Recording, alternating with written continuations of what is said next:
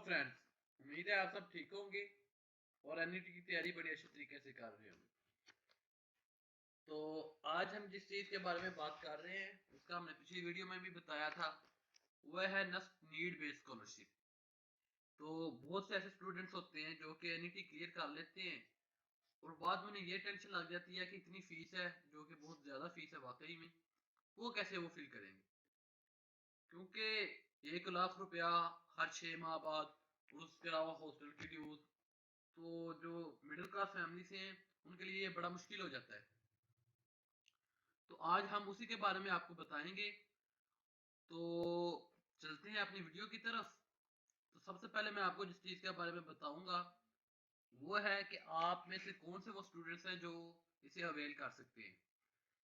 तो बहुत से स्टूडेंट्स के जहन में होता है कि न सिर्फ उसे देगी जो टॉप 10 में या टॉप 300 में होगा, लेकिन ऐसा बिल्कुल भी नहीं, वो उन्होंने ख़त्म कर दिया है।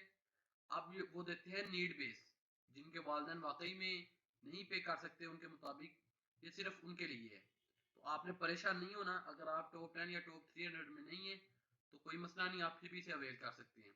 इसका प्रोसीजर थोड़ा सा लेंथी है और इसमें थोड़े से कॉम्प्लिकेटेड क्वेश्चन वो पूछता है और बार बार रिपीट करके पूछता है, तो आपने मेंटली तौर पे प्रिपेयर रहना है इसके लिए। तो सब इसमें जो मैं आपको बताऊंगा वो इसकी डिटेल होगी, एनएनबीएस है क्या और इसे अप्लाई कैसे करते हैं।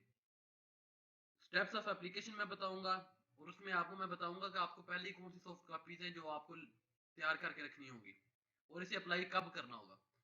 तो सबसे पहले ये बताऊं कि आपको अप्लाई कब करना है। तो जब आपने एनईटी के लिए अप्लाई करना है, यहाँ से आप जब लॉगिन करोगे या न्यू रजिस्ट्रेशन करके जब आप एंटर होगे, इस डब्बे से आप सब वाकिफ होंगे, इस डब्बे से आप सब वाकिफ होंगे। तो जब आप इसमें लॉगिन करते हो तो आपको दो फॉर्म मिलेंगे, एक होगा एनएनबीएस जो कि नेशनल नीड बेस्ड स्कॉलरशिप का है और एक होगा हॉस्टल का। तो जब आप एनईडी के लिए अप्लाई कर रहे हो और आप पूरी उम्मीद हो कि आप इसमें पास कर जाओगे, तो आप ज़रूर ये फॉर्म फिल कीजिएगा उसी वक्त, क्योंकि उसके बाद आपको, अगर आपका 26 जुलाई से टेस्ट होने शुरू हो गए हैं, तो फिर आपके लिए ये मुश्किल हो जाएगा क्योंकि आप फिर अप्लाई नहीं कर सकते यहाँ से। उसके अलावा हाउ टू अप्लाई का ऑप्शन है, आपने ये यहाँ से लॉगिन किया और उसके बाद जब आप एनएनबीएस के फॉर्म को खोलेंगे, उसमें जो इन्फॉर्मेशन वो आपसे मांगेगा वो कुछ इस तरह की है कि आपका नाम क्या है, आपका बैकग्राउंड कैसा है, आपके वालदेन का नाम, वालदेन का पेशा क्या है, अम्मी अबू क्या करते हैं, बहन भाई कितनी है, कितने पढ़ रहे हैं और कितनी शादीशुदा है, कितनी बहनें और कितने भाई हैं, और इस तरह और कि आपके पास कौन सी गाड़ी है, बैंक में गोल्ड कितना पड़ा हुआ है और आपकी एजुकेशन हिस्ट्री क्या है। उसके बाद जब आप ये सब इंफॉर्मेशन इस तरह के होंगे, लेकिन बहुत ज्यादा होगी, बार बार तकरीबन यही क्वेश्चन होंगे, रिपीट करके पूछेगा, कभी किसी तरीके से कभी किसी तरीके से, कि कहीं से आपको पकड़े, आपकी गलत इन्फॉर्मेशन आपने पीछे कुछ और पुट की और आगे कुछ और पुट कर दी, तो समझे कि आप गए। क्योंकि वो 2-3 बार पूछता है कि आपके पेरेंट्स की इनकम कितनी है, आपके एक्सपेंडिचर कितने हैं। तो अगर आपने इस लिहाज से फिल करना है कि आप वो याद रखें पिछली इंफॉर्मेशन को, आपने वहाँ क्या पुट की थी और यहाँ उसके हिसाब से पुट करना है। ये ना हो कि आपने इनकम लिखी हो 25,000 और आपके एक्सपेंडिचर जो है वो 30,000 बन जाए, इस तरह से फिर शक हो जाएगा। इसके अलावा जो आपसे वो सॉफ्ट कॉपीज मांगेगा वो कुछ इस तरह की होंगी कि आपसे वो डोमिसाइल मांगेगा। अक्सर बच्चे हैं उनका डोमिसाइल ही नहीं बना होता, तो फिर उन्हें थोड़ी देर में डोमिसाइल भी नहीं मिलता और वो इसके लिए अप्लाई करने से रह जाते हैं। तो डोमिसाइल आपने शुरू से पहले ही अपना तैयार करके रखना है। उसके अलावा आपका CNIC या बेफार्म है उसकी सॉफ्ट कॉपी मांगेगा।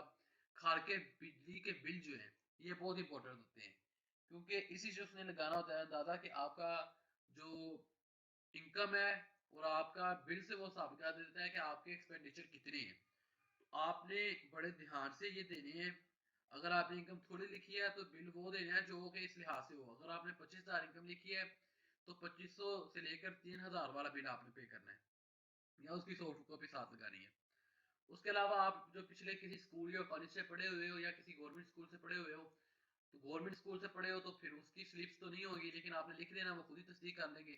लेकिन अगर आप किसी प्राइवेट स्कूल से पढ़े हो या प्राइवेट कॉलेज से पढ़े हो तो उसकी जो फी की रसीद होगी उसकी सॉफ्ट कॉपी, मैट्रिक और एफएससी के जो कॉलेज या स्कूल की तरफ से सर्टिफिकेट्स मिले होंगे या आपके मेरिट रिजल्ट होगा वो आपने देना है। वेबसाइट का कबूल नहीं होगा। उसके अलावा आपके घर की पिक्चर या आपके अब्बू का कोई कारोबार है, कोई दुकान है, कोई शॉप है किराने की या कुछ भी, तो उसकी तस्वीर होगी। इसके अलावा आपको और कोई क्यूरी हो तो आप फाइनेंशियल एड की ये वेबसाइट है उनकी, आप इस पे जाके कर सकते हो अप्लाई। सबसे इंपॉर्टेंट बात जो आपको मैंने इसमें बतानी थी वो ये है कि अगर आपने नस्ट की स्कॉलरशिप के लिए अप्लाई करना है तो आपका किसी बैरूनी स्कॉलरशिप के लिए अप्लाई करना ज़रूरी होता है। जैसा कि एहसास जो कि एचईसी की तरफ से अप्रूव्ड है और ये बहुत ही अच्छा प्रोग्राम है, आप सबको इसमें अप्लाई करना चाहिए क्योंकि ये नस्ट के स्कॉलरशिप से भी अच्छा अगर आपको मिलते हैं। नस्ट सिर्फ आपको ट्यूशन फी माफ करेगी, ये आपको ट्यूशन फी भी माफ करवाएगी और 1 लाख रुपया और हर साल का 40,000 एक्स्ट्रा भी देगी, यानी कि आपका साल का रेंट का खर्चा भी दे देंगे, सिर्फ आपको मेस के पैसे भरने पड़ेंगे जो कि मैंने पिछली वीडियो में आपको अलग-अलग बताए थे। तो और अप्लाई करना, अगर आपने इसमें अप्लाई किया हुआ है किसी और में बैरूनी स्कॉलरशिप के लिए, तो नस्क समझता है कि ये बंदा वाकई हाथ पाँव मार रहा है, इसे वाकई ज़रूरत है और वो तभी आपको अलाउ करेंगे। तो आपने इसके लिए अप्लाई ज़रूर करना है और ये सबसे इम्पोर्टेंट पार्ट है।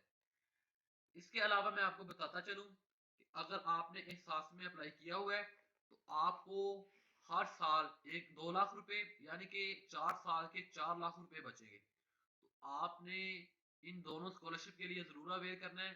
थोड़ा लेंथी प्रोसीजर है लेकिन आपने घबराना बिल्कुल भी नहीं। उसके अलावा आपको और कोई क्यूरी हो, आपने और किसी चीज़ के बारे में, किसी यूनिवर्सिटी के बारे में, एंटीट्यूड्स के बारे में पूछना हो तो कमेंट्स में ज़रूर बताएं। हमारा लेजर थोड़ा सा ख़राब है, उसकी वजह ये है कि अभी नया नया शुरू किया है।